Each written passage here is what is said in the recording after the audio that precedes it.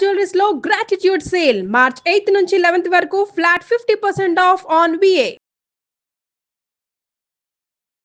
నమస్కారం గురువుగారు. శ్రీమాత్రే నమః. శ్రీ గురుభ్యో నమః. గురుగారు, రాహు ప్రభావం అంటే మామూలు గ్రహాల ప్రభావం మనకి చాలా ఎక్కువ ఉంటుంది. అందులో రాహు కేతు అనగానే ఏంటంటే భయపడిపోతూ ఉంటాము. వాళ్ళ దృష్టి మన మీద పడకూడదు, పడితే కనుక అనారోగ్య పాలవుతాం, ఆర్థిక ఇబ్బందులు పాలవుతాం, రిలేషన్షిప్ పాడైపోతాయి, ఇలాంటివి చాలా ఉంటూ ఉంటాయి కదండి. మరి వాటి నుంచి తప్పించుకోగలమంటారా అసలు?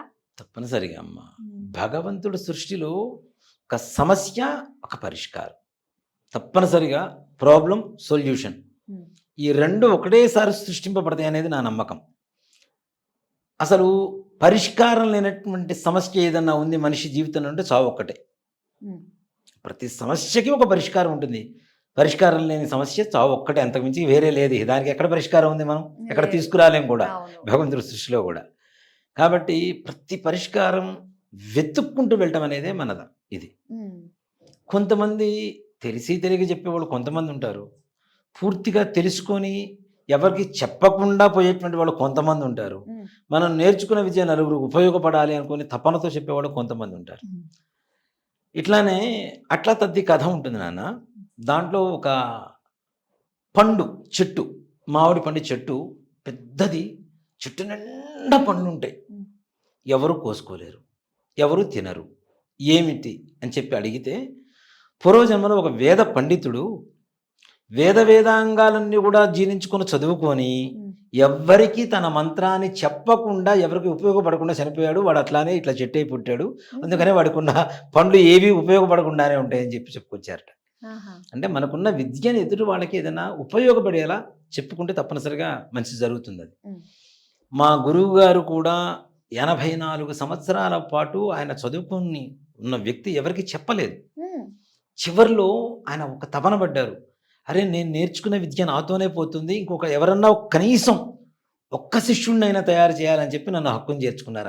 ఆయనకి 84 ఏళ్ళు. ఆ సమయంలో నేను ఒకవేళ ఇంటికి వెళ్ళకపోతే ఆయన కర్రపూట వేసుకుంటూ, రాత్రిపూట కర్రపూట వేసుకుంటూ ఇంకో మా ఇంటి దాకా వచ్చి చదువు చెప్పి వెళ్ళేవారు.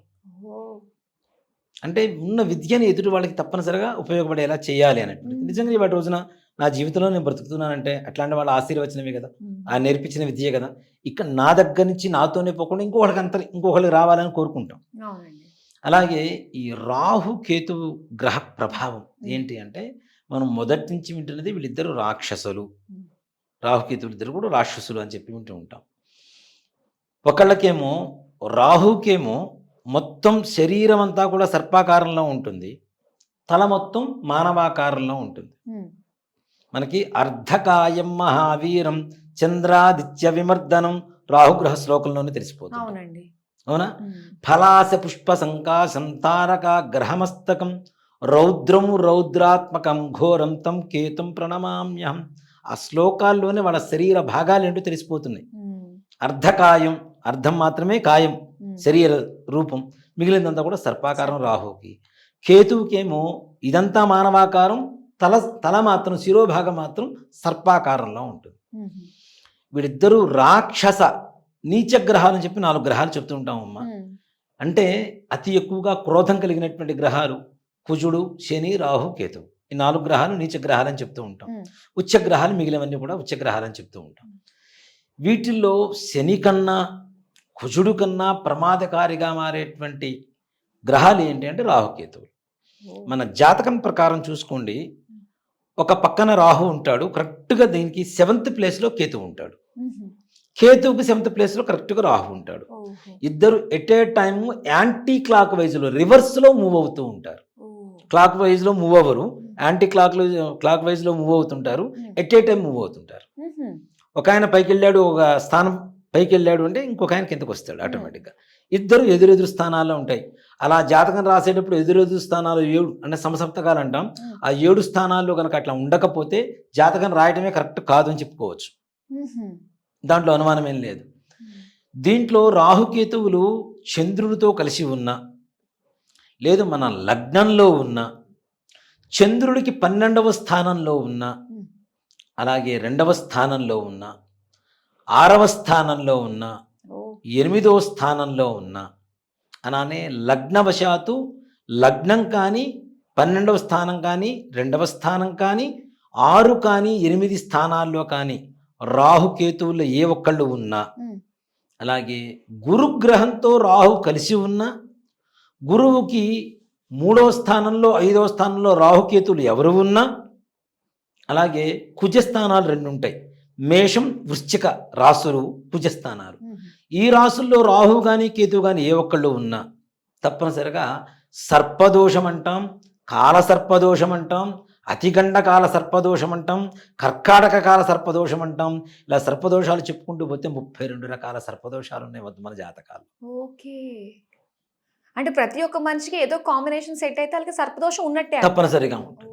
అందులో కుజుడితో కేతువు కలిసి ఉన్నా, రాహువు కలిసి ఉన్నా, కుజ దృష్టి కలిగి ఉన్నా తప్పనిసరిగా సర్పదోషం వస్తుంది. రాహు కుజకేతువుల కాంబినేషన్ కూడా సర్పదోషానికి కారణమవుతూ ఉంటుంది. వీటిల్లో ముఖ్యంగా మనకి చెప్పుకుంటూ పోతే అశ్వని, ఆరుద్ర, మఖ, స్వాతి, మూల, శతవిషం ఈ 6 నక్షత్రాల్లో ఎవరైనా మన ఇంట్లో జననం జరిగిందంటే ఆ ఇంట్లో వంశానికి సర్పదోషం ఉందని తథ్యం. దాంట్లో అనుమానం కూడా లేదు. అలాగే ఈ సర్పదోషం అనేటువంటిది 6 తరాలు పాటు వెంబడిస్తూ ఉంటే 7వ తరంలో ఆశ్లేష నక్షత్ర జననం జరుగుతుంది ఆ ఇంట్లో. అంటే 6 తరాల క్రితం నుంచి ఈ దోషం ఉంది మనకి అని చెప్పి మనం కన్ఫర్మ్ చేసుకోవచ్చు. దాంట్లో అనుమానం ఏం లేదు. 7వ తరంలో ఆశ్లేష నక్షత్ర జననం జరుగుతుంది. ఆశ్లేష నక్షత్ర మంత్రం కూడా ఏంటి అంటే ఇదగం సర్పేభ్యో హవిరస్తు జుష్టం, సర్పం అనేటువంటి దాంతోనే మంత్రం ప్రారంభమవుతూ ఉంటుంది. ఆ మంత్రం చివరి అక్షరాల్లో కూడా సర్పమే ఉంటుంది. అంటే సర్పదోషం సంపూర్ణంగా ఇంట్లో ఉన్నట్టు లెక్క. ఈ సర్పదోషం ఉంటే ఏమవుతుంది? ముఖ్యంగా క్రోధకారకం, కోపం ఎక్కువ, చిన్న చిన్న వాటికి కూడా కోప్పడిపోతూ సెన్సిటివ్గా బిహేవ్ చేయడం, అలాగే అనుకున్న పనులు ఏవి ముందుకు వెళ్ళవు. దాంతోపాటు ఇంకొక సర్పదోషం కూడా ఉంటుంది నాన్న. రాహు ఒక చోటు ఉంటాడు, కేతువు 7th ప్లేస్లో ఉంటాడు రాహుకి. మిగిలిన గ్రహాలన్నీ కూడా ఈ రెండింటి మధ్యలో లాక్ అయిపోయి ఉంటాయి. ఇటువైపు ఏమి ఉండవు, ఈ రెండింటి మధ్యలో మొత్తం లాక్ అయిపోయి ఉంటాయి. అది ఇంకా సంపూర్ణమైనటువంటి కాల సర్పదోషంగా చెప్పుకోవచ్చు. ఇప్పుడు నేనే ఉన్నాను నాన్న, బలమైనటువంటి వాడిని, ఒక గదిలో పెట్టి తాళం వేస్తే ఎన్ని రోజులు కొడతా? ఏం వరకు అంతేగా. ఆ తర్వాత నీరసించి పడిపోవడమేగా. ఇక్కడ గ్రహాలు శుభవీక్షణ కలిగినటువంటి గ్రహాలు కూడా ఈ రెండింటి మధ్యలో లాక్ అయిపోతే వాళ్ళు ఇవ్వవలసినటువంటి మంచిని ఇవ్వలేకపోతారు. రాహుకేతుల మధ్యలో ఉండిపోతాయి. కాబట్టి ఈ సర్పదోషాలు ఏవైతే ఉంటాయో వీటి వల్ల వివాహం, సంతానం, ఆరోగ్యం, క్రోధం, కుటుంబ సమస్యలు, అనారోగ్య సమస్యలు, ముఖ్యంగా heart problem, blood related diseases, headache, కళ్ళకు సంబంధించినటువంటి అనారోగ్యాలు, ఇట్లాంటివన్నీ కూడా ఎక్కువగా రాహుకేతుల వల్ల ఎక్కువ ప్రమాదం కలుగుతూ ఉంటాయి.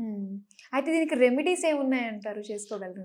మాట చెప్పాలంటే నాన్న, రాహుకేతువులకి మనకి ఏదైనా కావాలి, తొందరగా రెమెడీ కావాలి అంటే శ్రీకాళహస్తి. శ్రీకాళహస్తి అంటేనే శ్రీ అంటేనే సాలెపురుగు, కాళి అంటేనేమో పాము, హస్తి అంటే ఏనుగు. 3 కలిసి శివుడికి పూజ చేసినటువంటి స్థలం. రాహుకేతువులు స్వయంభూగా వెలిసినటువంటి స్థలం అక్కడ. అందుకనే శ్రీకాళహస్తి ఇప్పుడు కొంచెం కమర్షియల్గా తయారైపోయి ఒకటే బ్యాచ్ను కూర్చోబెట్టి 100 మందిని 200 మందిని చేస్తున్నారు. పూర్వకాలంలో కేవలం మంగళవారం మధ్యాహ్నం రాహుకాలంలో మాత్రమే చేసేవాళ్ళు. ఆ తర్వాత ఆదివారం చేయటం, శుక్రవారం చేయటం, ప్రతిరోజు రాహుకాలంలో చేయడం మొదలుపెట్టారు. ఇప్పుడు రాహుకాలం లేదు, కేతుకాలం లేదు, పొద్దున మొదలు పెడితే సాయంత్రం వరకు చేస్తూనే ఉన్నారు. జనాభా పెరుగుతున్నారు. దీనితో పాటుగా త్రయంబకేశ్వరంలో సర్పదోష నివారణ పూజ చేస్తారు నాన్న. మన మహారాష్ట్రలో త్రయంబకేశ్వరంలో చేస్తారు. నిజంగా అక్కడ చేసేటువంటి విధానమే మనకు సగం సంతృప్తినిచ్చేస్తుంది. మన పనులు అయిపోయినాయి అనుకొని బయటకు వస్తాం. అంత సంతోషంగా ఉంటుంది. కమర్షియాలిటీ ఉండదు. ఎవరి బ్రాహ్మణ వాళ్ళకే ఉంటారు, ఎవరి పూజా సామాగ్రి వాళ్ళకే ఉంటుంది. చక్కగా ప్రశాంతంగా కూర్చొని త్రయంబకేశ్వరంలో చేయిస్తారు. ఈ సర్పదోషానికి సంపూర్ణమైనటువంటి నివారణ త్రయంబకేశ్వరంలో చేయించుకోగలిగితే నిజంగా చెప్తున్నాను అన్న, ఒక 4-5 నెలల్లో వాళ్ళకు ఉండేటువంటి ప్రతికూలం పోయి అనుకూలం ప్రారంభమవుతుంది. వాళ్ళకి అర్థమవుతూనే ఉంటుంది గ్యారంటీ. ఓకే, మన పనులు అవుతున్నాయి, మనకు శత్రుబాధలు పోతున్నాయి, అనుకున్న పనులు అవుతున్నాయి, ముందుకు వెళ్తున్నామనే ఒక భావన కలుగుతుంది. నిజంగానే అలానే జరుగుతూ ఉంటుంది. కాబట్టి రాహుకేతువులకి అక్కడ సర్పదోష నివారణ పూజ త్రయంబకేశ్వరంలో కానీ అక్కడ అవకాశం లేనటువంటి వాళ్ళు కనీసం శ్రీకాళహస్తిలో అయినా సరే పూజ చేయించుకుంటే తప్పనిసరిగా రాహుకేతువుల ప్రభావం తగ్గుతుంది, వాటి అనుగ్రహం కలుగుతుంది. అందులో శ్రీకాళహస్తిలో చాగంటి కోటేశ్వరరావు గారు కూడా చాలాసార్లు చెప్తూ ఉంటారు, అమ్మవారికి పెట్టినటువంటి వడ్డాణం ఏదైతే ఉంటుందో నాగాభరణం లాగా ఉంటుంది, పాములాగా ఇక్కడ పాము ఉంటుంది అమ్మవారికి ఆ వడ్డాణంలో, అది సందర్శిస్తే రాహుకేతువుల దోషాలు పోతాయి అంటారు. అలాగే శివుడికి ఎదురుగానే మొత్తం పైన రాహుకేతు మొత్తం నవగ్రహాల చిత్రపటం ఉంటుంది, దాన్ని చూస్తూ అమ్మవారిని అయ్యవారిని దర్శనం చేసుకుంటే సకల గ్రహ దోష నివారణ కలుగుతుందని చెప్తారు. రాహుకేతువులు ఒకటే కాదు, మిగిలిన గ్రహ దోషాలన్నీ పోతాయని చెప్పి చూస్తూ ఉంటారు. కాబట్టి ఈ శ్రీకాళహస్తి కూడా చాలా విశేషమైనటువంటి స్థానం నాన్న, చాలా విశేషమైనటువంటి యోగ స్థానం అని చెబుతాం. భక్త కన్నప్ప కథ దగ్గర నుంచి మనం ఆయన స్టోరీ దగ్గర నుంచి తీసుకుంటే ప్రతి ఒక్కటి కూడా అక్కడ చాలా విశేషమైనటువంటి యోగం ఉంటుంది. స్వామివారిని వాయులింగం, అందులో శివుల్లోంచి గాలి వస్తూ ఉంటుంది, శివలింగంలోంచి అక్కడ ఉండేటువంటి దీపం కూడా తొణికిసలాడుతూ ఉంటుంది ఒక పక్కన. మీరు అది గమనించండి తప్పనిసరి ఈసారి వెళ్ళినప్పుడు ఎప్పుడైనా. ఆ శివలింగంలోంచి వచ్చేటువంటి గాలి ఏదైతే ఉంటుందో దీపం వణుకుతూ ఉంటుంది ఆ గాలికి, అందుకనే వాయులింగం అని చెప్పి, పంచభూతలింగాలో వాయులింగం అని చెప్పి పిలుస్తాం. కాబట్టి శ్రీకాళహస్తీశ్వరుడు సర్వసాధారణమైనటువంటి విషయం కాదు. అందులో అక్కడ పూజ చేసేటువంటి భరద్వాజ మహాముని ఎక్కువగా పూజ చేశారు. అందుకని భారద్వాజ గోత్రీకులు ఉన్నటువంటి బ్రాహ్మణులు మాత్రమే గర్భాలయంలోకి అర్చకులుగా పెడతారు, ప్రధాన అర్చకులుగా. ఇప్పటికీ అలానే కొనసాగుతూ ఉంది అదే పరంపర. నిజంగా చాలా విశేషమైనటువంటి దేవస్థానం. త్రయంబకేశ్వరం కూడా గోదావరి నది పుట్టింది అక్కడ కాబట్టి, నాసిక్లో కాబట్టి అక్కడ పూజ చేయించడం కూడా చాలా విశేషమైనటువంటి యోగం. ఎక్కడ ఎవరికి అవకాశం ఉంటే అక్కడ వాళ్ళు చేయించుకోవడం అనేది ఉత్తమం. థ్యాంక్ యూ సో మచ్ గురువు గారు. రాహుకేతుకు సంబంధించి వాళ్ళు ఎలాంటి పరిహారాలు చేసుకుంటే మంచి ఫలితాలు వస్తాయనే విషయాలు తెలియజేసినందుకు ధన్యవాదాలు. శ్రీమాత్రే నమః. శ్రీ గురుభ్యో నమః.